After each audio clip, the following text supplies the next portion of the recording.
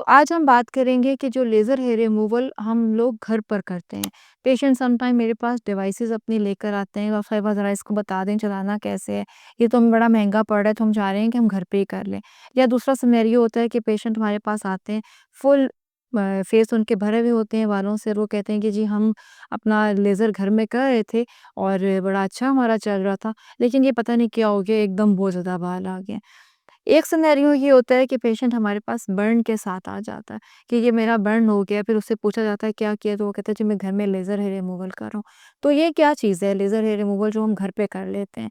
ये hand held device होती है, एक बहुत पुरानी टेक्नोलॉजी है हमारे पास इंटेंस पल्स लाइट यानी कि आईपीएल की। आईपीएल जैसे कि मैंने बताया था कि ये नॉन लेज़र लाइट होती है और ये हमारी सबसे पुरानी टेक्नोलॉजी है जो कि हम लेज़र हेयर रिमूवल के लिए यूज़ करते थे। अभी भी हम इसको यूज़ करते हैं, अभी हमारे पास ये वर्टिकल इक्विपमेंट्स में और जो हमारे मूवेबल इक्विपमेंट्स हैं उसमें ये जो पोर्टेबल हम लेज़र्स हैं उसमें यूज़ करते हैं।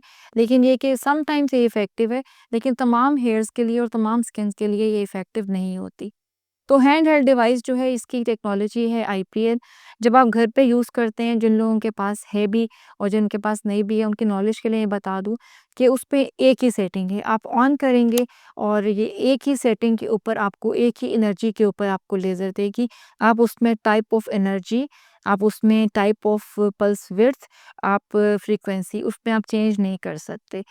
कुछ स्किन्स के ऊपर और कुछ ख़ास आपकी जो टाइप ऑफ हेयर है वहाँ तक तो ये इफ़ेक्ट करेगी। लेकिन जैसे ही 2-3 सेशन के बाद आपके बालों की थिकनेस कम हो जाएगी, तो उसके बाद ये वहाँ पे असर करना बंद कर देगी और आपका बाल उस लेज़र लाइट के ऊपर रेज़िस्टेंट हो जाएगा। यानी कि अब मेरे ऊपर ये असर नहीं कर रहा, ठीक है? तो वहाँ से क्या होगा कि फिर वहाँ से आपका सिलसिला शुरू हो जाता है कि अब आपके बाल बढ़ने शुरू हो जाते हैं।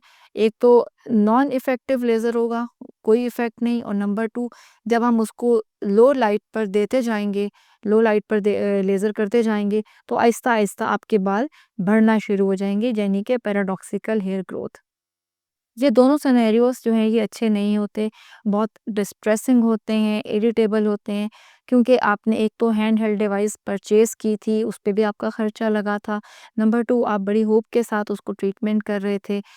बर्निंग भी थोड़ी बहुत हो जाती है और फिर आपने देखा कि अच्छे भले बाल ख़त्म हो गए थे, आप बहुत खुश थे, लेकिन ऑल ऑफ द सडन आपने देखा कि बाल नहीं ख़त्म हो रहे और फिर कुछ अरसे के बाद आपने देखा कि बाल ज़्यादा शुरू हो गए होने और फिर आप दोबारा लैंड कर जाते हैं वैक्सिंग के ऊपर, थ्रेडिंग के ऊपर और शेविंग के ऊपर और फिर दोबारा से वहाँ से आप वहीं पर आ जाते हैं जैसे कि आपने ज़ीरो बेस से शुरू किया था, ज़्यादा बालों के साथ बल्कि उससे भी ज़्यादा।